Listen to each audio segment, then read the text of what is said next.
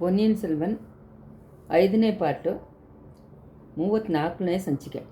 ಅಯ್ಯೋ ಪಿಸಾಸು ಅಂತ ಹೇಳಿ ಬೀದಿ ಆಗಿದ್ದ ಧ್ವನಿಯಲ್ಲಿ ಬಂದಿದ್ದ ದಿಕ್ಕನ್ನು ನೋಕಿ ವந்திಯತ್ತೇವನ್ ಬೇಗ ಓಡುವಾಗಲೇ ಅವನ ಮನಸ್ಸಿನಲ್ಲಿ ಇದೀ ಮಣಿಮೇಗಲೆಯನ್ನ ಧ್ವನಿ ಅಲ್ವಾ, ಇವಳು ಯಾತಕ್ಕೋಸ್ಕರ ಇಂಥ ಸಮಯದಲ್ಲಿ ಎಲ್ಲಿ ಬಂದಳು, ಯಾವುದನ್ನು ನೋಡಿಬಿಟ್ಟು ಈ ಥರ ಜೋರಾಗಿ ಕೂಗಿದ್ಳು.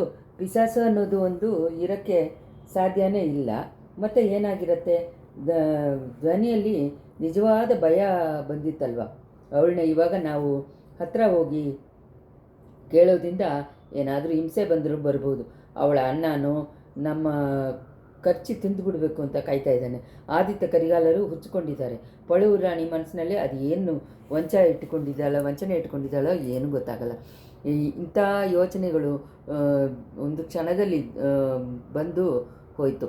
ಈ ಥರ ಮನಸ್ಸಿನಲ್ಲಿ ಕಲಕ ಇದ್ದಿದ್ದರಿಂದ ಅವನು ಗಮನದಲ್ಲಿ ಸ್ವಲ್ಪ ಕೊರತೆ ಉಂಟಾಯಿತು. ದಿಢೀರಂತ ಒಂದು ಪನ್ನೀರ್ ಮರದ ರೂಟನ್ನು ದಾಟ್ಕೊಂಡ ಅದು ಕಾಲಲ್ಲಿ ಒಡೆದು ನೆಲದಲ್ಲಿ ಬಿದ್ದ. ಮೇಲೆ ಬಟ್ಟೆಯನ್ನು ಕೊಂಗು ಒಂದು ಪಕ್ಕದಲ್ಲಿ ಇರುವ ಪೊದೆಯಲ್ಲಿ ಸಿಕ್ಕಾಕೊಂಡಿತ್ತು. ಬಿದ್ದವನು ಸಮಾಳಿಸಿ ಎದ್ದು ಕೂತ್ಕೊಂಡು ಅಂಗವಸ್ತ್ರವನ್ನು ಮೆಲ್ಲ ಎತ್ತಕ್ಕೆ ಟ್ರೈ ಮಾಡಿದ್ದಾನೆ. ಎಷ್ಟೋ ವೈರಿಗಳನ್ನು ಸಂಚುಕಾರಗಳನ್ನು ಮಾಡೋಕ್ಕಾಗದೇ ಇರುವ ಒಂದು ಕೆಲಸನ ಈ ಚಿಕ್ಕ ಮರದ ರೂಟ್ ಮಾಡಿಬಿಡ್ತಲ್ಲ, ನಮ್ಮನ್ನು ಕೆಳಗಡೆ ತಳ್ಳಿಬಿಡ್ತಲ್ಲ. ಇದೇನಾದರೂ ಅಪಸಗನಕ್ಕೆ ಅರಿಗುರಿನೋ ಇಲ್ಲ ಅಂದರೆ ನಮ್ಮನ್ನು ಆಪತ್ತಿಗೆ ಉಂಟು ಮಾಡೋಕ್ಕೆ, ನಾವು ಆಪತ್ತಲ್ಲಿ ಸಿಕ್ಕಾಕೊಳ್ಳದೇ ಇರೋದಕ್ಕೆ ಈ ಮರದ ರೂಟು ತರಿಸ್ಬಿಟ್ಟಿದೆಯೋ ಅಂತ ಅಂದ್ಕೊಂಡು ಒಂದು ತನಗೆ ತಾನೇ ನಗೆ ಮಾಡಿಕೊಂಡ. ಅಂಥ ಸಮಯದಲ್ಲಿ ಅಮ್ಮ ಎಲ್ಲಿದ್ದೀರಾ ಅಂತ ಹೇಳಿ ಧ್ವನಿ ಕೇಳಿತ್ತು. ಅದು ಚಂದ್ರಮತಿನ ಧ್ವನಿ. ಇಲ್ಲೇ ಇದ್ದೀನಿ, ಅಲ್ಲಿಕೊಳದ ಹತ್ತಿರ ಇದ್ದೀನಿ, ಬೇಗ ಬಾ ಅಂತದು ಮಣಿಮೇಗಲೆಯ ಧ್ವನಿ. ಕಾಲಡಿ ಶಬ್ದಗಳು ಕೇಳಿತ್ತು. ಕಾಲಿನಲ್ಲಿ ಅಳಿಯ ಹಾಕ್ಕೊಳ್ಳುವ ನೂಪುರಗಳ ಇಂಪಾದ ಧ್ವನಿಗಳನ್ನು ಕೇಳಿತ್ತು. ಅಲ್ಲಿಕುಳ ಅಂತ ಮಣಿಮೇಗಲೆ ಹೇಳಿದ್ದು. ಅಪುಂಗ ಅಂತ ಮಧ್ಯದಲ್ಲಿ ಒಂದು ಕೊಳದ ಹತ್ರ ಇದ್ದಿದ್ದ ಪಳಿಂಗು ಕಲ್ಲು ತಡಾಗವನ್ನೇ. ಆ ಕುಳ ಅಲ್ಲಿ ಹೂವಿನ ರೂಪದಲ್ಲಿ ಇತ್ತು. ಅದರಲ್ಲಿ ಕೆಲವು ಅಲ್ಲಿ ಕೊಡಿಗಳನ್ನು, ಚೆಂಗಳಿ ನೀರು ಕೊಡಿಗಳನ್ನು ಇತ್ತು. ಆದರೆ ಆ ಸಮಯ ಕೆಲವು ಹೂಗಳು ಇತ್ತು. ಈ ಅಲಿಕುಳವನ್ನು ಮುಂಚೆನೇ ವந்திಯತ್ತೇವನು ನೋಡಿದ್ದಾನೆ. ಅದನ್ನು ಪಕ್ಕದಲ್ಲಿ ತಾನೇ ಅವನು ಬಿದ್ದಿರಬೇಕು. ಒಳ್ಳೆತನವಾಗಿ ಆ ಹೆಣ್ಣುಮಕ್ಕಳಿಬ್ಬರೂ ಅವನ್ನ ಗಮನಿಸಲಿಲ್ಲ. ಹಗಲು ಹೊತ್ತು ಇರೋದ್ರಿಂದ ಅವರುಗಳು ಅವನು ಬಿದ್ದಿದ್ದನ್ನು ನೋಡಿದರೆ ಗಲಗಲ ಅಂತ ನಗ್ದು ಅವನ ಮಾನ ಮರ್ಯಾದೆ ಹೋಗೋ ಹಾಗೆ ಮಾಡಿರ್ತಾರೆ. ಇವಾಗ ಮಣಿಮೇಗಲೆಯ ಜೊತೆಗೆ ಚಂದ್ರಮತಿ ಬಂದುಬಿಟ್ಟಿದ್ದರಿಂದ ಆ ಹೆಣ್ಣುಮಕ್ಕಳಿಗೆ ಗೊತ್ತಿಲ್ಲದೇನೆ ಅವನು ಅಲ್ಲಿಂದ ಜಾರ್ಕೊಂಡು ಹೋಗ್ಬಿಡ್ಬೋದು. ಇದಕ್ಕೆ ಮಧ್ಯದಲ್ಲಿ ಆ ಹೆಣ್ಮಕ್ಳನ್ನ ಮಾತು ಅವ್ರ ಕಿವಿಯಲ್ಲಿ ಬಿತ್ತು. ಅಮ್ಮ, ಯಾವುದನ್ನು ನೋಡಿ ಹೆದರ್ಕೊಂಡ್ರಿ, ಯಾಕೆ ಹಂಗೆ ಕೂಗಿದ್ರಿ ಅಂತ ಹೇಳಿದ್ರು ಚಂದ್ರಮತಿ. ಅಡಿಗೆ ಈ ಮೊದಲು ಗೋಡೆಯನ್ನು ನೋಡೆ ಅದರ ಮೇಲೆ ಏನೋ ಗೊತ್ತಾಯಿತು. ತಲೆಯಲ್ಲಿ ಚಡೆಯನ್ನು, ಮುಖದಲ್ಲಿ ಗಡ್ಡನ್ನು, ಮೀಸೆಯನ್ನು ಹಾಕ್ಕೊಂಡು ಒಂದು ರೂಪ ಕಾಣಿಸ್ಕೊಂಡಿತ್ತು. ಅದನ್ನು ಕತ್ತಿನಲ್ಲಿ ಹೇಳಕ್ಕೆ ಭಯವಾಗಿದೆ ಕಣೆ. ತಲೆ ಬುರುಡೆಗಳನ್ನೆಲ್ಲ ಸೇರಿಸಿ ಒಂದು ಮಾಲೆ ಹಾಕ್ಕೊಂಡಿತ್ತು. ನಾನು ಕೂಗಿದ ತಕ್ಷಣ ಅದು ಮರೆಯಾಗ್ಬಿಡ್ತು ಅಂತಂದಳು ಮಣಿಮೇಗಲೆ. ಚೆನ್ನಾಗಿದೆ ಯುವರಾಣಿ, ನಿಮ್ಮ ಮನಸ್ಸಿನ ಭ್ರಾಂತಿನೇ ಅದು. ಹೋಗಿ ದೆವ್ವನಿಲ್ಲ, ಪಿಚಾಚನಿಲ್ಲ. ಉದ್ದವಾದ ಮದಿಲುಗೋಡೆ ಮೇಲೆ ಯಾರು ಬಂದು ಕೂತಿರ್ಕೋನು ಆಗಲ್ಲ ಅಂತಂದಳು ಚಂದ್ರಮತಿ. ಇಲ್ಲ ಕಣೆ, ನನ್ನ ಮನಭ್ರಾಂತಿಯಲ್ಲಿ ಆ ಥರ ದೆವ್ವ ಪಿಚಾಚು ಏನೂ ತೋಚೋದು ಅಭ್ಯಾಸ ಇಲ್ಲ. ಹೌದು, ಮನ್ಮಥ ರೂಪವನ್ನು ಹೊತ್ತಿದ್ದ ಒಂದು ಅಂದವಾದ ಮುಖವನ್ನೇ ನಿಮ್ಮ ಮನಸ್ಸಿನಲ್ಲೂ ತೋಚೋದು ಉಂಟು. ಚಿಚ್ಚಿ, ಇವಾಗ ಕೂಡ ನಿನಗೇನು ಆಟ? ಆಮೇಲೆ ಯಾವಾಗ ಆಡೋದು? ಮುಂದಿನ ಸಾಯಂಕಾಲದ ಹೊತ್ತು ಪುಂಗಾವನದಲ್ಲಿ ಅಲ್ಲಿಕೊಳದರೆಗೆ ಬಂದು ಕಾಯ್ತಾ ಇದ್ದೀರಾ? ಈ ಥರ ಮಲ್ಲಿಗೆನ ವಾಸ ಗಮ್ ಅಂತ ಬೀಸ್ತಾ ಇದೆ. ಆದರೆ ಪಾಪ ಏನು ಮಾಡೋದು, ನೀವು ಒಲ್ಲತ್ತು ಇಳವರ್ಸರನ್ನೇ ಎದುರು ನೋಡ್ತಾ ಇದ್ದರೆ ಮೀಸೆಯನ್ನು ದಾಡಿ ನೀರು ಪಿಸಾಸು ಬಂದು ಹೋಗಿ ಸೇರಿದೆ. ಸಾಕು, ಸಾಲಿದ್ದ ಇರೋದಕ್ಕೆ ನೀ ಬೇರೆ ಬಂದು ಸೇರಿಬಿಟ್ಟಿಯ. ನನ್ನನ್ನು ನೋಡಿಬಿಟ್ಟಿದ್ದಾನೆ ಆ ದೆವ್ವ ಹೆದರ್ಕೊಂಡು ಓಡಿಬಿಟ್ಟಿತ್ತೋ ಏನೋ. ಕಡಂಬೂರ ಅರಮನೆ ಕೆಲಸದವಳು ಚಂದ್ರಮತಿ ನೋಡಿದರೆ ದೆವ್ವ, ಭೂತ, ಪಿಚಾಚು, ವೇದಾಳ ಎಲ್ಲ ಹೆದರ್ಕೊಂಡು ಓಡಿಬಿಡುತ್ತೆ ಅನ್ನೋದು ಲೋಕ ಪ್ರಸಿದ್ಧ ಆಯ್ತಲ್ಲ. ಚಂದ್ರಮತಿ, ನಿನ್ನ ತಮಾಷಿನ ಮಾತನ್ನ ಎಲ್ಲ ಇವಾಗ ಬೇಡ. ನಿಜವಾಗಲೇ ನಾನು ಆ ಮದಿಲುಗೋಡೆ ಮೇಲೆ ಘೋರವಾದ ಒಂದು ರೂಪವನ್ನು ನೋಡಿದೆ. ನೀನು ನಂಬದೇ ಇದ್ದರೆ ಬೇಡ. ನೀನು ಹೋದ ಕೆಲಸ ಏನಾಯಿತು ಹೇಳು? ಹೋದ ಕಾರ್ಯ ಫಲಿತ ಆಗಲಿಲ್ಲ ಯುವರಾಣಿ. ಯಾಕೆ ಕಾಂಚಿ ಯುವರಾಜರನ್ನು ಕಡಂಬೂರು ಯುವರಾಜರನ್ನು ಅಲ್ಲಿ ಕೂಡಿ ಮಾತಾಡ್ಕೊಂಡಿದ್ದಾರೆ. ವಲ್ಲತ್ತು ಇಳವರಸರನ್ನ ಕಾಣಲೇ ಇಲ್ಲ. ಒಂದು ವೇಳೆ ಅವ್ರನ್ನ ಎಲ್ಲಾದರೂ ಕಳಿಸಿಬಿಟ್ರೋ ಏನೋ, ಆಗನ್ನು ಗೊತ್ತಾಗಿಲ್ಲ.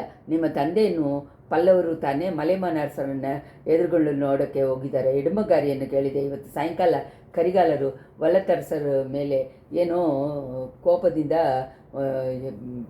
ಪೆಚ್ಚಿ ಬಿದ್ದರಂತೆ. ಅವ್ರಿಗೆ ಹುಚ್ಚುದಾನೆ ಹಿಡಿದಿದೆ. ಎಲ್ಲರ ಮೇಲೇನು ಪೆಚ್ಚಿ ಬೀಳ್ತಾ ಇದ್ದಾರೆ. ಯಾಕೆ ಇವತ್ತಿಗೆ ಇನ್ಮೇಲೆ ನನ್ನ ಮುಖದಲ್ಲಿ ನಿನ್ನ ಮುಖವನ್ನು ನನ್ನ ಹತ್ರ ತೋರಿಸ್ಕೋಬೇಡ, ನಾಳೆ ಬೆಳಗ್ಗೆ ಆದಮೇಲೆ ಬಾ ಅಂತ ಹೇಳಿ ಕಳಿಸ್ಬಿಟ್ರಂತೆ. ಆಮೇಲೆ ಅವ್ರು ಎಲ್ಲಿ ತಾನೇ ಹೋಗಿರ್ತಾರೆ ಅಂತಂದಳು ಮಣಿಮೇಗಲೆ. ಈ ಮಾಳಿಗೆ ಮದಿಲುಗೋಡೆ ಒಳಗೆ ತಾನೇ ಎಲ್ಲಾದರೂ ಅಳೆದುಕೊಂಡಿರಬೇಕು. ಅದರಿಂದ ಅಂತಲೇ ಹೇಳಿದ್ದೀನಿ, ಒಂದು ವೇಳೆ ಅವರೇ ಪಿಶಾಚಿನ ವೇಷ ಹಾಕ್ಕೊಂಡು ಬಂದು ನಿಮ್ಮನ್ನು ಹೆದರಿಸಿದ್ದಾರೋ ಏನೋ. ಇಲ್ಲ, ಈ ಅರಮನೆಯಲ್ಲಿ ವೇಷಕಾರರುಗಳು ಎಲ್ಲರೂ ಇರೋದು ನನಗೆ ಗೊತ್ತು, ಆದರೆ ಅವರು ವೇಷ ಹಾಕಿ ಮೋಸ ಮಾಡೋರಲ್ಲ. ಈಗ ತಾನೇ ನಮ್ಮ ಹಾಗೆ ಇರುವ ಅಬಲೆ ಹೆಣ್ಣುಗಳು ಗಂಡಸರನ್ನ ನಂಬಿ ಮೋಸ ಹೋಗೋದು ಅಭ್ಯಾಸ. ಹಾಗೆ ಇರಲಿ, ನೀನು ತಿರ್ಗಾನು ಹೋಗಿ ಹುಡುಕಿ ನೋಡು. ಅರಮನೆ ಮೊದಲೇ ಒಳಗೆ ತಾನೇ ಎಲ್ಲಾದರೂ ಇರಬೇಕು. ಇಡುಂಬಗಾರಿಯನ್ನು ಹುಡುಕಿ ನೋಡೋಕ್ಕೆ ಹೇಳು. ಯುವರಾಣಿ, ಆ ಇಡುಂಬಗಾರಿಯನ್ನು ಕಂಡ್ರೆ ನನಗೆ ಇಷ್ಟ ಆಗ್ತಾಯಿಲ್ಲ. ಅವನೇ ಹಂಗೆ ಕಣ್ಣು ಬಿಟ್ಟು ನೋಡ್ತಾ ಇದ್ದಾನೆ. ಅವನ ಹತ್ರ ನನಗೆ ಭಯವಾಗಿ ಕೂಡ ಇದೆ. ದೆವ್ವ ಪಿಶಾಚಿಗೆ ಭಯಪಡದೇ ಇರೋಳು ಇಡುಂಬಗಾರಿಯನ್ನು ನೋಡಿ ಭಯಪಡ್ತಾ ಇದೆಯಲ್ಲ. ಹೋದರೆ ಹೋಗಲಿ, ಅವನ ಹತ್ರ ಏನು ಹೇಳದೇ ಇರೋದೇ ಒಳ್ಳೆಯದು. ನೀನು ಇನ್ನೊಂದು ಸತಿ ಹೋಗಿ ಹುಡುಕಿಕೊಂಡು ಬಾ ಅಂತ ಹೇಳಿದನು. ಅಷ್ಟು ತನಕ ನಾನು ಇಲ್ಲೇನೇ ಇರ್ತೀನಿ. ತಿರ್ಗಾನ ಪಿಶಾಚಿ ಇಲ್ಲಿ ಬಂದರೆ ನಿನ್ನ ಹೆಸರನ್ನೇ ಹೇಳಿ ಓಡಿಸ್ಬಿಡ್ತೀನಿ ಅಂತ ಅಂದರು. ಚಂದ್ರಮತಿ ಹೋಗೋದಕ್ಕೆ ಸಿಗ್ನಲ್ ಕೊಡೋ ಹಾಗೆ ಆ ನೂಪುರದ ಮೆತ್ತಗೆ ಸೌಂಡು ಕೇಳಿತ್ತು. ಮೇಲೆ ಹೋಗಿದ್ದ ಸಂಭಾಷಣೆಗಳನ್ನು ಕೇಳಿಕೊಂಡಿದ್ದ ವನಿತೆಯವನ ಮನಸ್ಸಿನಲ್ಲಿ ಏನೇನೋ ಯೋಚನೆಗಳು ಉಟ್ಕೊಂಡಿತ್ತು. ಗೋಡೆ ಮೇಲಿಂದ ಹತ್ತಿ ನೋಡಿದ್ದ ದೆವ್ವ ಯಾರಾಗಿರ್ಬೋದು ಅಂತ ಯೋಚನೆ ಮಾಡಿದ. ಆಳ್ವಾರ್ ಕಡಿಯಾನು ಕಾಳಮಗನ ವೇಷ ತರಿಸ್ಕೊಂಡು ಬಂದು ತನ್ನನ್ನು ಕಾಪಾಡಿದವನು ನೆನಪು. ಒಂದು ವೇಳೆ ಆ ವೀರ ವೈಷ್ಣವನಾಗಿ ಇರುತ್ತೋ, ತಂಜಾವೂರಿಂದ ತನಗೆ ಏನೇನೋ ಮುಖ್ಯವಾದ ಸುದ್ದಿಯಿಂದ ಬರ್ತಾ ಇದ್ದಾನೋ, ಇಲ್ಲಿರೋರಿಗೆ ಗುರ್ತು ಸಿಕ್ಕದೇ ಇರೋ ಹಾಗೆ ಆ ಥರ ವೇಷ ತರಿಸ್ಕೊಂಡು ಬಂದಿದ್ದಾನೋ. ಮಣಿಮೇಗಲೆ ತನ್ನನ್ನು ನೋಡೋಕ್ಕೆ ಇಷ್ಟೊಂದು ಇಂಟ್ರೆಸ್ಟ್ ಕೊಂಡಿರುವುದ ಕಾರಣ ಏನು? ಯಾತಕ್ಕೋಸ್ಕರ ಗೆಳತಿಯನ್ನು ಕಳಿಸಿ ಹುಡುಕಿ ಕರ್ಕೊಂಬರೋಕ್ಕೆ ಹೇಳಿದಾಳೆ? ಆ ವಿಷಯದಲ್ಲಿ ಮಣಿಮೇಗಲಿನ ಮನಾಲೋಚನೆ ಅವನಿಗೆ ಒಂದೇ ಗೊತ್ತಾಗ್ತಾಯಿತ್ತು, ಹೇಗೋ ಗೊತ್ತಾಗ್ತಾಯಿತ್ತು. ಆದ್ದರಿಂದ ಅವನೇ ಅವಳ ಹತ್ರ ಜಾಸ್ತಿ ಹೋಗದೇ ಇದ್ದ. ಕನ್ನಮ್ಮರಡಿಯ ಸೇಡನ್ನು ಇನ್ನೂ ಕೆಸರಿ ಬಿಡೋಕ್ಕೆ ಇರದೇ ಇರೋಕ್ಕೆ ಇಷ್ಟಪಟ್ಟ. ಆದ್ರೂ ಇವಾಗ ನಂದವನದಲ್ಲಿ ಬಂದು ಒಂಟಿಯಾಗಿ ಕೂತ್ಕೊಂಡು ಅವನ್ನ ಬರೋಕ್ಕೆ ಹೇಳಿದಾಳೆ. ಏನೋ ಒಂದು ಮುಖ್ಯವಾದ ಕಾರ್ಯ ಅಲ್ಲದೆ ಇಷ್ಟು ಧೈರ್ಯವಾಗಿ ಕೆಲಸದಲ್ಲಿ ಇಳಿದಿರಲ್ಲ ಪಾಪ. ಅವಳಿಗೂ ಏನಾದರೂ ಸಂಕಟ ಬಂದಿದೆಯೋ ಏನೋ, ಇಲ್ಲ ನಂದಿನಿ ಅವಳ ಹತ್ರ ಏನಾದರೂ ಸುದ್ದಿ ಹೇಳಿ ಕಳಿಸಿದಾಳೋ ಏನೋ. ದೇವರೇ, ಇಲ್ಲಿ ಕಡಂಬೂರು ಅರಮನೆಯಲ್ಲಿರೋರು ಒಬ್ಬೊಬ್ಬರು ಮನಸ್ಸಿನಲ್ಲಿ ಏನೋ ಒಂದನ್ನು ಮರೆಯಾಗಿಟ್ಕೊಂಡಿದ್ದಾರೆ. ಸ್ವಲ್ಪ ಮುಂಚೆ ಮಣಿಮೇಗಲೆ ಹೇಳಿದ್ದು ನಿಜ, ತುಂಬ ನಿಜ. ಎಲ್ಲರನ್ನೇ ವಂಚಕ ವೇಷಧಾರಿಗಳು. ಇವುಗಳ ಮಧ್ಯೆ ಈ ಹುಚ್ಚು ಹುಡುಗಿ ಸಿಕ್ಕಾಕೊಂಡು ಓದಾಡ್ತಾ ಇದ್ದಾಳೆ. ಪೊಳೂರು ರಾಣಿ ಈ ಹೆಣ್ಣನ್ನು ಏನು ಕೆಟ್ಟ ಕೆಲಸಕ್ಕೆ ಯೂಸ್ ಮಾಡೋಕ್ಕೆ ಯೋಚನೆ ಮಾಡಿದಾಳೋ ಗೊತ್ತಿಲ್ಲ. ಹೌದು, ಮಣಿಮೇಗಲಿನ ಮನಸ್ಸಿನ ಏನೋ ಅನುಮಾನ ಬಂದಿರಬೇಕು, ಏನೋ ಒಂದು ಅಪಾಯವನ್ನು ಅವಳು ಎದುರು ನೋಡಿರಬೇಕು. ಆದ್ದರಿಂದಾನೆ ಅವಳು ತನ್ನ ಹೆಲ್ಪನ್ನು ಕೇಳ್ತಾ ಇದ್ದಾಳೆ. ಆ ಕಳ್ಳ ಕಪಟ ಇಲ್ಲದೇ ಇದ್ದರೆ ಹುಡುಗಿಯನ್ನು ಮುಂದೆ ಒಂದು ಸತಿ ತನಕ ಮಾಡಿದ ಉದವಿಯನ್ನು ಹೆಲ್ಪನ್ನು ವಂದಿತೆಯನ್ನು ನೆನೆಸ್ಕೊಂಡ. ಅವಳಿಗೆ ನಿಜವಾಗ್ಲೂ ಏನಾದರೂ ಕಷ್ಟ ಬಂದಿದೆಯೋ ಏನೋ. ತನ್ನ ಹೆಲ್ಪನ್ನು ಕೇಳಿದರೆ ಅದನ್ನು ಬೇಡ ಅಂತ ಹೇಳೋದು ವಿಶ್ವಾಸಘಾತ ಮಾಡಿದ್ದ ಹಾಗೆ ಆಗುತ್ತೆ, ಅವಳ ವಿಶ್ವಾಸವನ್ನು ಕೊಂದಿದ್ದ ಹಾಗೆ ಆಗುತ್ತೆ. ಹೇಗಿದ್ರೂ ನಿಜವನ್ನು ತಿಳ್ಕೊಳ್ಳೋದಕ್ಕೆ ಇದು ಒಂದು ಒಳ್ಳೆಯ ಸಂದರ್ಭ. ಚಂದ್ರಮತಿ ಹೋಗ್ಬಿಟ್ಲು, ಮಣಿಮೇಗಲೆ ಒಬ್ಬಳೇ ಇದ್ದಾಳೆ. ಯಾರು ಕಂಡಿದ್ದು? ಅವಳ ಹೆಲ್ಪು ಅವನಿಗೆ ತಿರ್ಗಾನು ಬೇಕಾಗಿರುತ್ತೆ. ಅವಳ ಸಹಾಯದಿಂದ ಈ ಸಂಚುಗಾರು ಕುಡಿಗೊಂಡಿದ್ದ ಅರಮನೆಯನ್ನು ಬಿಟ್ಟು ಹೋಗೋಕ್ಕಾಗದ್ರೆ ಕೂಡ ಒಳ್ಳೆಯದೇ. ಯಾತಕ್ಕೂ ಅವಳ ಹತ್ರ ಈ ಸಮಯ ಹೋಗಿ ಕೇಳಿಬಿಟ್ಟು ನಿಜವನ್ನು ತಿಳ್ಕೊಳ್ಳೋಣ. ಅಲ್ಲಿಕೊಳದ ಕೆರೆಯಲ್ಲಿ ಇದ್ದಿದ್ದ ಪಳಿಂಗು ಕಲ್ಲು ಮೇಡೆಯಲ್ಲಿ ಮಣಿಮೇಗಲೆ ಕೂತಿದ್ದಳು. ಮೇಘಗಳು ಸುತ್ತಿ ಇದ್ದ ಆಕಾಶದಲ್ಲಿ ಅಲ್ಲಲ್ಲಿ ಕೆಲವು ನಕ್ಷತ್ರಗಳು ಶೈನಿಂಗ್ ಆಗಿ ಪ್ರಕಾಶ ಮಾಡಿಕೊಂಡು ಇದ್ದಿದ್ದ ಹಾಗೆ ಅಲ್ಲಿಕೊಳದಲ್ಲೂ ಒತ್ತಾಗೆ ಇದ್ದಿದ್ದ ಎಲೆಗಳ ಮಧ್ಯದಲ್ಲಿ ಹೂಗಳು ತಲೆ ಎತ್ತಿ ನಿಂತಿತ್ತು. ಸುತ್ತಲೂ ಸುತ್ತಿದ್ದ ಕತ್ಲೆಯಲ್ಲಿ ರಾತ್ರಿಯಲ್ಲಿ ಬಿಡುವ ಹೂವಿನ ಆ, ಬೆಳ್ಳೆ ಆ, ಬಿಳಿಯಾದ ಆ, ರಂಗು ಚೆನ್ನಾಗಿ ಎತ್ತಿ ತೋರಿಸಿತ್ತು. ಅಲ್ಲಿ ಕೊಳದಲ್ಲ ಆ ಕಡೆಯೇ ಮುಲ್ಲೆ ಪೊದೆಗಳಲ್ಲಿ ಅರ್ಧ ಅರ್ಧ ಬಿಡಿಸಿದ್ದ ಹೂಗಳನ್ನು ಮೊಗ್ಗುಗಳನ್ನು ನೀಲಿ ಕಲರಲ್ಲಿ ವಿಧಾನದಲ್ಲಿ ಮುತ್ತುಗಳನ್ನು ಹಾಕಿದ್ದ ಹಾಗೆ ಕಾಣಿಸಿಕೊಂಡಿತ್ತು. ಇದನ್ನು ನೋಡಿಕೊಂಡಿದ್ದ ಮಣಿಮೇಗಲೆ ತನಗೆ ಹಿಂದೆ ಕಾಲಡಿ ಶಬ್ದ ಕೇಳಿ ಶಾಕ್ ಆಗಿ ತಿರುಗಿ ನೋಡಿದರು. ತುಂಬ ಹತ್ತಿರ ಬಂದಿದ್ದ ರೂಪವನ್ನು ಕಂಡು ಅವಸರವಾಗಿ ಎದ್ದ ಹಾಗೆ ಕಾಲು ಸ್ಲಿಪ್ಪಾಗಿ ಹಿಂದೆ ಇರುವ ಕೊಳದಲ್ಲಿ ಬೀಳಕ್ಕೋದ್ಲು. ರಾಜಕುಮಾರಿ ನಾನೇನೆ ಅಂತ ಹೇಳ್ಕೊಂಡು ಅವನ ಮಣಿಮೇಗಲೆಯನ್ನು ಹೊತ್ತಿ ಹಿಡ್ಕೊಂಡ. ಮಣಿಮೇಗಲೆನ ಮೈ ಜುಮ್ ಅಂದಿತ್ತು. ರಿಯಲಾಗೇ ಬಂದಿದ್ದ ನಾಚಿಕೆಯಿಂದ ಅವನ ಕೈಗಳನ್ನು ಹಿಡಿದು ಆ ಕಡೆ ತಳ್ಳಿಬಿಟ್ಟು ತನ್ನನ್ನು ಬಿಡಿಸಿಕೊಳ್ಳಿಕ್ಕೆ ನೋಡಿದ್ರು. ಆದರೆ ಅದಕ್ಕೆ ಬೇಕಾದ ಶಕ್ತಿ ಆವಾಗ ಅವಳ ಕೈಗಳಲ್ಲಿ ಇಲ್ಲ. ಅದನ್ನು ಟ್ರೈ ಮಾಡಿದ್ರಲ್ಲಿ ತಿರ್ಗಾನು ಹಿಂದೆ ತಾನೇ ಜಾರೋ ಹಾಗೆ ಆಯಿತು. ವಂದಿತೇವನು ಇನ್ನೂ ಗಟ್ಟಿಯಾಗಿ ಅವಳನ್ನ ಹಿಡಿದು ಎತ್ತಿ ಮುಂದುಗಡೆ ಕೊಂಡು ಬಂದ. ಮಣಿಮೇಗಲೆ ಒಂದು ನೆಟ್ಟುಸಿರಿನ ಬಿಟ್ಟು ತನ್ನನ್ನು ಸುಧಾರಿಸಿಕೊಂಡು, ಬಿಡಿ, ನನ್ನನ್ನು ಮುಟ್ಟಬೇಡಿ ಅಂತ ಕೋಪದಿಂದ ಹೇಳಿದ್ಲು. ವಂದಿತೇವನು ಅವಳನ್ನ ಬಿಟ್ಬಿಟ್ಟು ರಾಜಕುಮಾರಿ ಶ್ರಮಿಸಬೇಕು ಅಂತಂದ. ಮಣಿಮೇಗಲೆ ಇನ್ನೂ ಸ್ವಲ್ಪ ಅವಸರವಾಗಿ ಒಂಥರ ಧ್ವನಿ, ಕಮ್ಮಿಯಾದ ಧ್ವನಿಯಲ್ಲಿ, ನಿಮ್ಮನ್ನು ನಾನು ಯಾತಕ್ಕೋಸ್ಕರ ಶ್ರಮಿಸಬೇಕು ಅಂತ ಕೇಳಿದ್ಲು. ದಿಢೀರಂತ ಬಂದು ನಿಮ್ಮನ್ನು ಶಾಕ್ ಮಾಡಿದ್ದಕ್ಕೋಸ್ಕರ ತಾನೇ ಬಂದಿದ್ದೀರಾ, ಯಾತಕ್ಕೋಸ್ಕರ ನನ್ನನ್ನು ಮುಟ್ಟಿ ಹಿಡ್ಕೋಬೇಕು ಅಂತ ಮಣಿಮೇಗಲೆ ಕೇಳಿದ್ದ ಧ್ವನಿಯಲ್ಲಿ ಅವಳು ತನ್ನನ್ನು ಚೆನ್ನಾಗಿ ಸುಧಾರಿಸ್ಕೊಂಡ್ಬಿಟ್ಲು ಅನ್ನೋದು ಗೊತ್ತಾಯಿತು.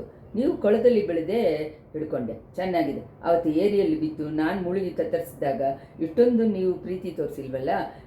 ಇಲ್ಲಿ ಈ ಮಳೆಗಾಲ ಥರನೇ ನೀರು ಇರುವ ಈ ಕೊಳದಲ್ಲಿ ನಾನು ಬೆಳೆದೇ ಕಾಪಾಡಿದ್ದಕ್ಕೆ ಬಂದುಬಿಟ್ರಲ್ಲ, ಅದು ನನ್ನ ತಪ್ಪನ್ನೇ. ನೀವು ಒಂದು ತಪ್ಪು ಮಾಡಿಲ್ಲ, ತಪ್ಪಲ್ಲ ನಂದು. ಅದು ಹೇಗೆ ನೀವು ತಪ್ಪು ಏನು ಮಾಡಿಲ್ಲ, ನನ್ನ ಮೇಲೆ ಏನೋ ಕೋಪದಿಂದ ಈ ಥರ ಹೇಳ್ತಾ ಇದ್ದೀರಿ. ಮುಂದೆ ಒಂದು ದಿವಸ ನೀವು ಬೇಟೆ ಮಂಟಪದಲ್ಲಿಂದ ದಿಢೀರಂತ ನಾನು ಇದ್ದಿದ್ದ ಕೊನೆಯಲ್ಲಿ ದೂರಿದ್ರಿ. ಆವತ್ತೂ ನನ್ನನ್ನು ಶಾಕ್ ಮಾಡೋಕ್ಕೆ ಬಿಟ್ರಿ. ಆವಾಗಲೇ ನಾನು ಕೂಗಿ ನಿಮ್ಮನ್ನು ನನ್ನ ತಂದೆ ಹತ್ರ ಹಿಡಿದುಕೊಟ್ಟಿರಬೇಕು. ಆವತ್ತಿಗೆ ನನ್ನ ದೊಡ್ಡ ಅಪಾಯದಿಂದ ಕಾಪಾಡಿದಿರಿ.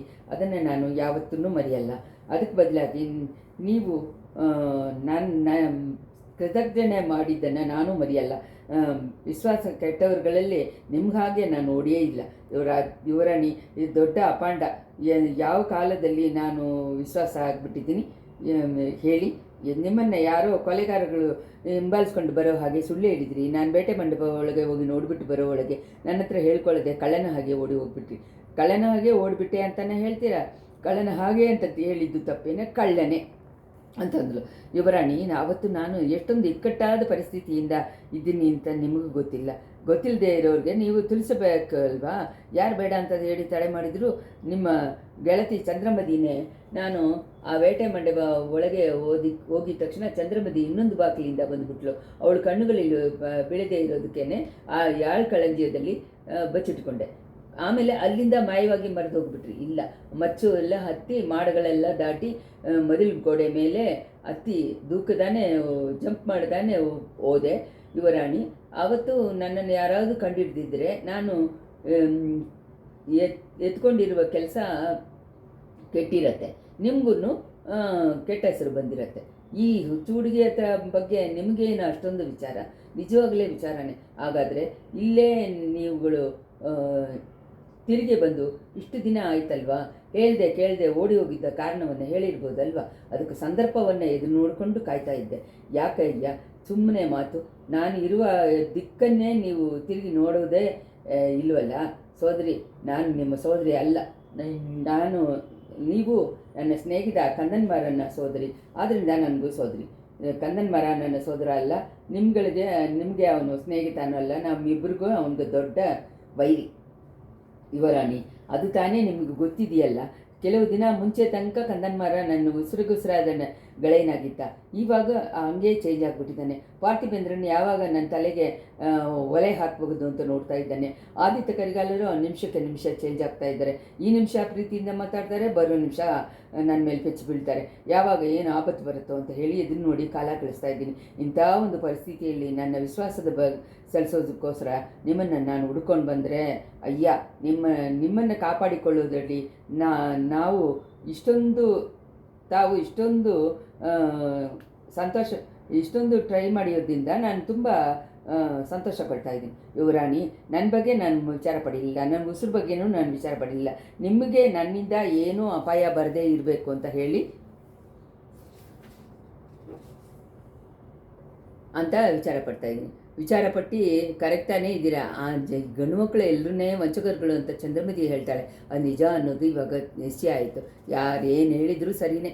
ನಾನು ಉಸಿರು ಇರೋ ತನಕ ನಿಮ್ಮನ್ನು ನಾನು ಮರೆಯಲ್ಲ, ನೀವು ನನಗೆ ಮಾಡಿದ ಹೆಲ್ಪನ್ನು ಮರೆಯಲ್ಲ. ಮಣಿಮೇಗಲಿ ಸ್ವಲ್ಪ ಹೊತ್ತು ಚಿಂತನಾಲೋಕದಲ್ಲಿ ಇದ್ದುಬಿಟ್ಟು, ಅಯ್ಯ, ಇವಾಗ ನೀವು ಹೇಳಿದ್ದನ್ನು ಇನ್ನೊಂದು ಸತಿ ಹೇಳಿ, 1000 ಸತಿ ಬೇಕಾದರೂ ಹೇಳ್ತೀನಿ. ನಾನು ಉಸಿರು ಇರೋ ತನಕ ನೀವು ಮಾಡಿದ ಹೆಲ್ಪನ್ನು ನಾನು ಮರೆಯಲ್ಲ ಅಂತ ವಂದಿತೇವನ್ನು ಶಾರ್ಪ್ ಆಗಿ ಹೇಳ್ದ. 1000 ಸತಿ ಹೇಳಿದರೆ ಮಾತ್ರ ಏನು ಪ್ರಯೋಜನ? ಅದನ್ನು ನೆರವೇರಿಸೋಕ್ಕೆ ಟ್ರೈ ಮಾಡಬೇಕಲ್ವಾ? ಯಾವ ವಿಧದಲ್ಲಿ ಟ್ರೈ ಮಾಡೋದು ಹೇಳಿ ಯುವರಾಣಿ? ನಿಮ್ಮ ಉಸಿರು ಉಳ್ಳೋ ತನಕ ತಾನೇ ನನಗೆ ವಿಶ್ವಾಸ ಮಾಡ್ತೀರಾ. ಆದರೆ ನಿಮ್ಮ ಉಸಿರನ್ನ ಮೊದಲು ಕಾಪಾಡಿಕೋಬೇಕು. ನಿಮಗಾಗಿ ಇಲ್ಲದೇ ಇದ್ದರೂ ನನಗೋಸ್ಕರ ಕಾಪಾಡಿಕೊಳ್ಳಿ. ಯುವರಾಣಿ, ಇದೇನು? ಅಯ್ಯ, ನಿಜವನ್ನು ಹೇಳಿ. ಸ್ವಲ್ಪ ಮುಂಚೆ ನಾನು ನನ್ನ ಗೆಳತಿನ ಮಾತಾಡ್ಕೊಂಡಿದ್ದನ್ನು ನೀವು ಕೇಳ್ಕೊಂಡಿದ್ದೀರಲ್ವ? ಕ್ಷಮಿಸಬೇಕು ಯುವರಾಣಿ. ಅಯ್ಯೋ ಪಿಶಾಚು ಅಂತ ನೀವು ಕೂಗಿದ್ದನ್ನು ಕೇಳಿಬಿಟ್ಟು ಓಡಿ ಬಂದೆ. ಅಷ್ಟರಲ್ಲಿ ನಿಮ್ಮ ಗೆಳತಿ ಚಂದ್ರಮತಿ ಬಂದ್ಬಿಟ್ಲು. ನಿಮ್ಮ ಮಾತನ್ನು ಕೇಳೋ ಹಾಗೆ ಆಗ್ಬಿಡ್ತು. ನಿಮ್ಮನ್ನು ಹೆಂಗಾದರೂ ಹುಡುಕಿಕೊಂಡು ಬಂದು ಕರ್ಕೊಂಬರಂಬ ಹಾಗೆ ಅವಳನ್ನ ನಾನು ಕಳಿಸಿದ್ದು ಗೊತ್ತಲ್ವ? ಕಿವಿನಲ್ಲಿ ಬಿತ್ತಿತ್ತು. ಅದರಿಂದನೇ ನಿಮ್ಮ ಹತ್ರ ಬಂದೆ. ಇಲ್ಲ ಅಂದರೆ ನನ್ನ ಹತ್ರನೂ ಬಂದಿರಲ್ಲ. ಅಡಾಡ, ಏನು ಕರಿಸನ? ಹೋದರೆ ಹೋಗಲಿ ಬಿಡಿ. ನೀವು ಎಷ್ಟೊಂದು ಕಲ್ಲು ಗುಂಡಿಗೆ ಇರೋರಾದ್ರೂ ನನ್ನ ಮನಸ್ಸು ಕೇಳಲಿಲ್ಲ. ನಿಮಗೆ ಆಬತ್ತ ಬರುತ್ತೆ ಅಂದರೆ ನಾನು ತಾಳ್ಕೊಂಡಿರಲ್ಲ ಯುವರಾಣಿ. ನನ್ನ ಆಬತ್ತಾದರ ಪರಿಸ್ಥಿತಿ ನನಗೆ ಗೊತ್ತೇ ಇದೆ. ನನಗೆ ಗೊತ್ತಿಲ್ಲದೆ ಇರುವ ಹೊಸ ಆಬತ್ತ ಏನು ಬರೋಕ್ಕಾಗುತ್ತೆ? ಅಯ್ಯ, ಈ ಅರಮನೆ ಬಿಟ್ಟು ನೀವು ತಕ್ಷಣ ಹೋಗ್ಬಿಡಿ. ನನ್ನನ್ನು ಬೆನ್ನು ತೋರಿಸ್ಕೊಂಡು ಹೋಗೋಕೆ ಹೇಳ್ತೀರಾ? ರಣರಂಗದಲ್ಲಿ ಬೆನ್ನು ತಾರಿಸಿ ಓಡಬಾರ್ದು. ಸಂಚಕಾರರಿಂದ ತಪ್ಪಿಸಿ ಹೋಗೋದ್ರಲ್ಲಿ ತಪ್ಪೇನು? ಯಾರು ಸಂಚಕಾರರು? ಬೇರೆ ಯಾರು? ಕಂದಮಾರನು, ಪಾರ್ಥಿಬೇನು. ಅವ್ರುಗಳಿಗೆ ಎದುರ್ಕೊಂಡು ನಾನು ಈ ಅರಮನೆ ಬಿಟ್ಟು ಓಡೋಕ್ಕಾಗಲ್ಲ. ನನ್ನ ಅಣ್ಣನಿಂದ ನಿಮಗೆ ಕೆಟ್ಟದ್ದು ಬರೋದು ಅಂತ ತಿಳ್ಕೊಂಡು ನಾನು ಅದನ್ನು ಸಹಿಸ್ಕೊಂಡಿರೋಕ್ಕಾಗಲ್ಲ. ಯುವರಾಣಿ, ಕಂದನ್ಮಾರನ ಕೆಲಸಗಳಲ್ಲಿ ನೀವು ಹೇಗೆ ಜವಾಬ್ದಾರಿ ಆಗ್ತೀರಾ ಅಂತ ನನ್ನ ಕಾರಣವಾಗಿ ಅವನನ್ನು, ಪಾರ್ಥಿಬೇಂದ್ರನು ನಿಮಗೆ ಕಷ್ಟ ಕೊಡೋಕ್ಕೆ ಟ್ರೈ ಮಾಡ್ತಾ ಇದ್ದಾರೆ. ನಿಮ್ಗಳಿಗೋಸ್ಕರ ನಾನು ಕಷ್ಟಪಟ್ಟರೆ ಅದು ನನ್ನ ಭಾಗ್ಯ. ನನ್ನ ಸ್ವಂತ ನನಗೆ ಮಾಡಿದ್ದ ಹೆಲ್ಪ್ಗೆ ಪ್ರತಿ ಮಾಡಿದಾಗ ಅನ್ಕೊಡ್ತೀನಿ. ನಂದಿನಿ ದೇವಿ ಹೇಳಿದ್ದು ಸರಿಯೇ. ಆಹಾ, ಪಳುವು ರಾಣಿ ನಿಮ್ಮ ಹತ್ರ ಏನು ಹೇಳಿದರು? ನಿಮ್ಮ ಹತ್ರ ನಿಮ್ಮ ಉಸಿರನ್ನು ಕಾಪಾಡಿಕೊಳ್ಳು ಹಾಗೆ ಹೇಳಿದರೆ ಕೇಳೋದಿಲ್ಲ, ಬೇರೆ ಎತ್ತಿ ಮಾಡಬೇಕು ಅಂತಂದರು. ಅಯ್ಯ, ದಯವಿಟ್ಟು ನೀವು ನನ್ನ ಜೊತೆ ಬನ್ನಿ. ಪಳುವು ರಾಣಿ ನಿಮ್ಮ ಹತ್ರ ಏನೋ ಒಂದು ಅವಸರ ಕಾರ್ಯವಾಗಿ ನೋಡಬೇಕಂತೆ. ಆ ಅವಸರವಾದ ಕಾರ್ಯ ಏನು ಅನ್ನೋದು ನಿಮಗೆ ಗೊತ್ತಲ್ವಾ? ಗೊತ್ತು. ಪಳವೇಟೆರೆ ಕೊಳ್ಳಿಡವನ್ನು ದಾಟುವಾಗ ಹಡಗು ಗೌಚ ಹೋಗಿಬಿಟ್ಟಿದ್ದಾಗೆ ಒಂದು ನ್ಯೂಸ್ ಬಂತು. ನಾನು ಕೇಳಿದ್ದೀನಿ. ನೀವು ತಕ್ಷಣ ಹೋಗಿ ಅದರ ಬಗ್ಗೆ ನಿಜವನ್ನು ತಿಳ್ಕೊಂಡು ಬರಬೇಕಂತೆ. ಆ ಥರ ನಿಮ್ಮ ಹತ್ರ ಪಳುವು ರಾಣಿ ಸೀದಾ ಕೇಳ್ಕೊತಾರೆ. ವಂದಿತೆ ಒಂದು ಸ್ವಲ್ಪ ಯೋಚನೆ ಮಾಡಿಬಿಟ್ಟು, ಇದನ್ನೆಲ್ಲ ನನ್ನ ಹತ್ರ ಮುಂದೆನೇ ಹೇಳಬೇಡ ಅಂತ ಪಳುವು ರಾಣಿ ಎಚ್ಚರಿಕೆ ಮಾಡಿಲ್ವಾ? ಹೌದು. ಮತ್ತು ಯಾಕೆ ಇದ್ರ ಬಗ್ಗೆ ನನ್ನ ಹತ್ರ ಹೇಳಿದ್ರಿ? ನನ್ನ ಮನಸ್ಸು ಕನ್ಫ್ಯೂಸ್ ಆಗಿದೆ ಅಯ್ಯ. ಕೆಲವು ದಿನಗಳ ಮುಂಚೆ ತನಕ ನಾನು ಕಳ್ಳ ಕಪಟ ಗೊತ್ತಿಲ್ಲದೆ ಹೆಣ್ಣಾಗಿದ್ದೆ. ಯಾರ ಬಗ್ಗೆನೂ ಯಾವ ವಿಧವಾದ ಸಂಶಯವನ್ನು ನನಗೆ ಬಂದಿಲ್ಲ. ಯಾರ ಬಗ್ಗೆನೇನು ನನ್ನ ಗೆಳತಿಯರು ತಪ್ಪು ಹೇಳಿದರೂ ನಂಬೋದಿಲ್ಲ. ಇವಾಗ ಎಲ್ಲರನ್ನ ಅನುಮಾನ ಪಡ್ತಾ ಇದ್ದೀನಿ ಅಂತ ಹೇಳಿದರು. ಎಲ್ಲವನ್ನೂ ಅನುಮಾನ ಪಡ್ತಾ ಇದ್ದೀನಿ. ನನ್ನ ಮುಖದಲ್ಲಿ ನೀವು ನೋಡಿದ್ದ ಕಾರಣದಿಂದನೇ ಇಂಥ ಅಭಿಪ್ರಾಯ ಬಂದಿದೆ ಅನಿಸುತ್ತೆ. ಒಂದು ವಿಧದಲ್ಲಿ ನಿಜಾನೆ. ಪಳುವೂರು ಇಳೆಯರಾಣಿ, ಚಿಕ್ಕರಾಣಿ ನಿಮ್ಮನ್ನು ಕರ್ಕೊಂಬಂದ್ಬಿಡಿ ಹಾಗೆ ನನ್ನ ಹೇಳಿ ಕಳಿಸಿದ್ರು. ಅವ್ರ ಜೊತೆ ಮಾತಾಡುವಾಗ ಒಂದು ಅನುಮಾನ ಬರಲಿಲ್ಲ. ಎಲ್ಲ ಸರಿ ಅಂತ ಅನಿಸುತ್ತೆ. ಈ ಕಡೆ ಬಂದದ್ದು ಅವ್ರ ಹೆಸರಲ್ಲಿ ಅನುಮಾನ ಬರುತ್ತೆ. ಏನು ಅನುಮಾನ ಯುವರಾಣಿ? ನಂದಿನಿ ದೇವಿ ಹೆಸರಲ್ಲಿ ನಿಮ್ಗೆ ಯಾಕೆ ಆ ಸಂದೇಹ? ಅವರು ಸೇರಿ ನಿಮಗೆ ಕೆಟ್ಟದ್ದು ಮಾಡೋಕ್ಕೆ ಯೋಚನೆ ಮಾಡ್ತಾರೋ ಅನ್ನೋದು ಈ ಸಂದೇಹ ಯಾಕೆ ಬಂತು? ಅವ್ರು ನನಗೇನು ಕೆಟ್ಟದ್ದು ಮಾಡೋಕ್ಕಾಗುತ್ತೆ ಅದನ್ನು ನನ್ನಿಂದ ಹೇಳೋಕ್ಕಾಗಲ್ಲ. ಆದರೆ ಅವರ ಮಾತು ನಡವಳಿಕೆಗಳೇ ಯೋಚನೆ ಮಾಡಿ ನೋಡಿದ್ರೆ ಅನುಮಾನ ಬರುತ್ತೆ. ಯಾವಾಗ ನೋಡು ಒಂದು ಉದ್ದವಾದ ಬಾಳನ್ನು ಕೈಯಲ್ಲಿ ಇಟ್ಕೊಂಡು ಏನೇನೋ ಮಾತಾಡ್ತಾ ಇದ್ದಾರೆ. ಒಂದು ಹೆಣ್ಣಿನ ಕೈಯಲ್ಲಿರುವ ವಾಳೆಯನ್ನು ಕಂಡು ನಾನು ಅಂಜೋದಿಲ್ಲ. ಅದಕ್ಕಿಂತ ಮೊಗದಲ್ಲಿ ಕಣ್ಣುಗಳಾಗಿ ವಾಳಕ್ಕೆ ಅಂಜುತ್ತೀರ. ಎಲ್ಲರೂ ಹೇಳೋ ಕಥೆನೇ ಇದು ಅಯ್ಯ. ನಂದಿನಿ ದೇವಿನ ಬಾಳಿಗೆ ಮಾತ್ರ ನೀವು ಯಾಕೆ ಭಯಪಡ ಆಗಲಿಲ್ಲ? ಮೊದಲು ನೀವು ಬೇಟೆ ಮಂಡಪದಿಂದ ನಾನು ಇದ್ದಿದ್ದ ಕೋಣೆಗೆ ಬಂದಿದ್ದನ್ನು ಜ್ಞಾಪಕ ಮಾಡ್ಕೊಳ್ಳಿ. ಚೆನ್ನಾಗೇ ಜ್ಞಾಪಕ ಇದೆ. ಕೊಲೆಗಾರಗಳು ಕೆಲವರು ನಿಮ್ಮನ್ನು ಹಿಂಬಾಲಿಸ್ಕೊಂಡು ಬರೋ ಹಾಗೆ ಅಂದ್ರಿ. ನಾನು ಮೊದಲು ಅದನ್ನು ನಂಬಲಿಲ್ಲ. ಆಮೇಲೆ ಬೇಟೆ ಮಂಡಪ ಒಳಗೆ ಹೋಗಿ ನೋಡಿದೆ. ಅಲ್ಲಿರುವ ಮೃಗಗಳ ಹಿಂದೆ ಕೆಲವರು ಮರೆಯಾಗಿ ಇರೋ ಹಾಗೆ ಕಾಣಿಸ್ಕೊಂಡಿತ್ತು. ಅದನ್ನು ಅವರುಗಳು ನಿಮ್ಮನ್ನು ಕೊಲ್ಲ ಬಂದವರಾ ಇಲ್ಲ ನಿಮ್ಮ ಜೊತೆನೇ ಬಂದವರಾ ಅಂತ ಹೇಳಿ ಆವಾಗ ನನ್ನಿಂದ ನಿಶ್ಚಯ ಮಾಡೋಕ್ಕಾಗಲಿ. ಆದ್ರಿಂದಾನೆ ಅದ್ರ ಬಗ್ಗೆ ನಾನು ಯಾರ ಹತ್ರನೂ ಹೇಳಿಲ್ಲ. ಅವ್ರಗಳ ಬಗ್ಗೆನೂ ಹೇಳಿದರೆ ನಿಮ್ಮ ಬಗ್ಗೆನೂ ಹೇಳಬೇಕಾಗತ್ತಲ್ವ. ನನಗೆ ನೀವು ಮಾಡಿದ ಹೆಲ್ಪು ಎಷ್ಟು ಅನ್ನೋದನ್ನು ಇವಾಗ ತಾನೇ ಚೆನ್ನಾಗಿ ತಿಳ್ಕೊತೀನಿ. ಅದಕ್ಕೆ ಅಂತ ನಾನು ಆ ವಿಷಯವನ್ನು ಇವಾಗ ಹೇಳಲಿಲ್ಲ. ಸ್ವಲ್ಪ ಮುಂದೆ ನಂದಿನಿ ದೇವಿ ನಿಮ್ಮನ್ನು ಕರ್ಕೊಂಬರ್ಬಾಗೆ ನನ್ನನ್ನು ಕಳಿಸಿದ್ರು. ತಕ್ಷಣ ಏದೋ ಅವರ ಹತ್ರ ಕೇಳೋದಕ್ಕೋಸ್ಕರ ತಿರುಗಿ ಹೋದೆ. ಬಾಗಿಲನ್ನು ಹಾಕ್ಕೊಂಡಿದ್ರು, ಚಿಲ್ಕ ಹಾಕ್ಕೊಂಡಿದ್ರು. ಒಳಗಡೆ ಬೇಟೆ ಮಂಡಪ ಒಳಗೆ ಮಾತುಗಳಿಗೆ ಸಣ್ಣಕ್ಕೆ ಕೇಳಿತ್ತು. ಅಯ್ಯ, ನನ್ನ ಅನುಮಾನವನ್ನು ಇವಾಗ ನಾನು ಹೇಳಿಬಿಡ್ತೀನಿ. ಬೇಟೆ ಮಂಡಪದಲ್ಲಿ ಯಾರೋ ಆಳುಗಳು ಬಂದು ಬಚ್ಚಿಟ್ಕೊಂಡಿದ್ದಾರೆ ಅನಿಸುತ್ತೆ. ಅವ್ರುಗಳಿಗೂ ಪಳವೂರು ರಾಣಿಗೂ ಏನೋ ಸಂಬಂಧ ಇರಬೇಕು ಅಂತ ನಾನು ಅನುಮಾನ ಪಡ್ತೀನಿ. ವಂದಿತೇವನು ಇವಾಗ ತಾನೇ ಪರಿಸ್ಥಿತಿಯನ್ನು ಇಂಪಾರ್ಟೆನ್ಸನ್ನು ತಿಳ್ಕೊಂಡ. ಇವತ್ತು ಏನೋ ವಿರೀತ ಒಂದು ಸಂಭವ ನಡೆಯೋಕ್ಕಾಗತ್ತೆ ಅನ್ನೋ ಹಾಗೆ ಅವನ ಮನಸ್ಸಿನಲ್ಲಿ ಇರುವ ಫೀಲಿಂಗು ಅವನಿಗೆ ಹೇಳ್ತಾನೆ ಇತ್ತು. ಮಣಿಮೇಗಲೆ ಹೇಳಿದ್ದ ಸುದ್ದಿಗಳು ಅವನ ಮನಸ್ಸಿನಲ್ಲಿ ಅದನ್ನು ಸ್ಟ್ರಾಂಗಾಗಿ ಮಾಡಿತ್ತು. ಯುವರಾಣಿ, ನನಗೆ ನೀವು ಒಂದು ಹೆಲ್ಪ್ ಅವಶ್ಯ ಮಾಡಬೇಕು. ಏನಂತ ಹೇಳಿ, ಬೇಟೆ ಮಂಡಪಕ್ಕೆ ಹೊರಗಡೆಯಿಂದ ಸೊರಂಗಪಾದೆ ಮೂಲಕವಾಗಿ ಬರೋ ದಾರಿ ಹೊಂದಿದೆ. ಇವಾಗ ನಂದಿನಿ ದೇವಿ ಇರುವ ಕೋಣೆಯಿಂದನೂ ಹೋಗೋದ್ರಿಗೂ ಒಂದು ಬಾಗಿಲಿದೆ. ಇದನ್ನು ಬಿಟ್ಟರೆ ಮೂರನೇ ದಾರಿ ಒಂದು ಇದೆಯಲ್ಲ, ಹೌದು, ಕೆಲಸದವರು ಹೋಗಿ ಬರೋಕ್ಕೆ ಅಂತ ಒಂದು ದಾರಿ ಇದೆ. ಅರಮನೆಯೊಳಗೆ ಹೊಸದಾಗಿ ಬರೋ ಅತಿಥಿಗಳನ್ನು ಆ ದಾರಿಯಿಂದನೇ ನಮ್ಮ ತಂದೆ ಕರ್ಕೊಂಡು ಬರೋದು ಅಭ್ಯಾಸ. ಯುವರಾಣಿ, ಆ ದಾರಿಯಿಂದ ನನ್ನನ್ನು ಈವಾಗಲೇ ಬೇಟೆ ಮಂಡಪಕ್ಕೆ ಕರ್ಕೊಂಡೋಗಿ ಅದಕ್ಕೋಸ್ಕರ ಅಲ್ಲಿ ಬಂದು ಬಚ್ಚಿಟ್ಟಿರೋರು ಯಾರು, ಅವ್ರುಗಳು ಏನು ಯೋಚನೆಯಿಂದ ಬಂದಿದ್ದಾರೆ ಅನ್ನೋದನ್ನು ಕಂಡುಹಿಡಿಯೋಕ್ಕೆ ನಿಮ್ಮನ್ನು ಅಪಾಯದಿಂದ ತಪ್ಪಿಸ್ಕೊ ಬಂದೆ. ಅಪಾಯಕ್ಕೆ ಕರ್ಕೊಂಡೋಗಕ್ಕೆ ಹೇಳ್ತೀರಲ್ಲ. ನನ್ನ ಸೊಂಟದಲ್ಲಿ ಯಾವಾಗಲೂ ಕತ್ತಿ ಇದೆ ಯುವರಾಣಿ. ಗೊತ್ತಿಲ್ಲದೆ ಬರೋ ಅಪಾಯಕ್ಕಿಂತನೂ ಗೊತ್ತು ಬರೋ ಅಪಾಯನ ಎದುರಿಸೋದು ಸುಲಭ. ಅಪಾಯವನ್ನು ನಾವೇ ಎದುರ್ಕೊಂಡು ಹೋಗೋದು ಇನ್ನೂ ಮೇಲೇನೆ. ಒಂದು ಕಂಡೀಷನ್ಗೆ ಸಂಬಂಧಿ ಕೊಟ್ಟರೆ ನಾನು ನಿಮ್ಮನ್ನು ಬೇಟೆ ಮಂಡಗೆ ಕರ್ಕೊಂಡು ಹೋಗ್ತೀನಿ. ಅದೇನು, ನಾನು ನಿಮ್ಮ ಜೊತೆ ಬರ್ತೀನಿ. ನನ್ನ ಸೊಂಟದಲ್ಲಿ ಒಂದು ಚಿಕ್ಕ ಕತ್ತಿ ಇಟ್ಕೊಂಡಿದ್ದೀನಿ ಅಂತ ಮಣಿಮೇಗಲೆ ತನ್ನ ಕತ್ತಿಯನ್ನು ಎತ್ತಿ ತೋರಿಸಿದ್ವಿ. ಮದಿತೇವನ ಅದಕ್ಕೆ ಸಮ್ಮತಿ ಕೊಟ್ಟ. ಹಾಗಾದರೆ ಬೇಗ ನನ್ನನ್ನು ಹಿಂಬಾಲಿಸ್ಕೊಂಡು ಬನ್ನಿ. ಚಂದ್ರಮತಿ ಇಲ್ಲಿ ನನ್ನನ್ನು ಹುಡ್ಕೊಂಡು ಬರೋ ಒಳಗೆ ಹೋಗ್ಬಿಡ್ಬೇಕು ಅಂತಂದು ನಂದವನವನ್ನು ದಾಟ್ಕೊಂಡು ವಂದಿತೇವನ ಮಣಿಮೇಗಲೆ ಕರ್ಕೊಂಡೋದ್ಲು. ಆಮೇಲೆ ಮಾಳಿಗೆಯನ್ನು ಕೊನೆಯಿಂದ ಗೋಡೆಯಿಂದ ಕಪ್ಪಾದ ನೆರಳು ಒತ್ತಿದ್ದ ಜಾಗದಿಂದ ಕರ್ಕೊಂಡೋದ್ಲು. ಆಮೇಲೆ ಮಾಳಿಗೆ ಒಳಗೆ ತೂರಿ ಜನಸಂಚಾರನೇ ಇಲ್ಲದೆ ಇರುವ ತಾಳ್ವಾರಗಳು, ನಡೆದಾರಿ ಎಲ್ಲ ಕಡೆನೂ ಕರ್ಕೊಂಡೋದ್ಲು. ಆಮೇಲೆ ಬಾಗಿಲು ಹಾಕಿ ಇದ್ದಿದ್ದ ಒಂದು ಬಾಗಿಲಿನ ಹತ್ತಿರ ಬಂದಳು. ಅಲ್ಲೇನೇ ವಂದಿತೇವನ ನಿಲ್ಲ ಕೇಳಿಬಿಟ್ಟು ಬೇಗ ಹೋಗಿ ಒಂದು ಕೈ ದೀಪವನ್ನು ತೊಗೊಂಡ್ಬಂದಳು. ಬಾಗಿಲನ್ನು ತೆಗೆದು ಒಳಗಡೆ ದೀಪವನ್ನು ತೋರಿಸಿದಾಗ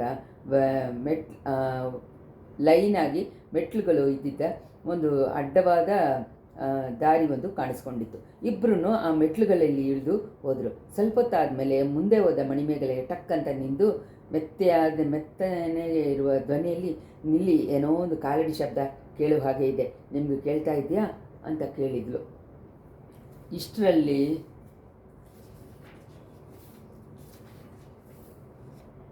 34ನೇ ಸಂಚಿಕೆ ಮುಗಿಯಿತು.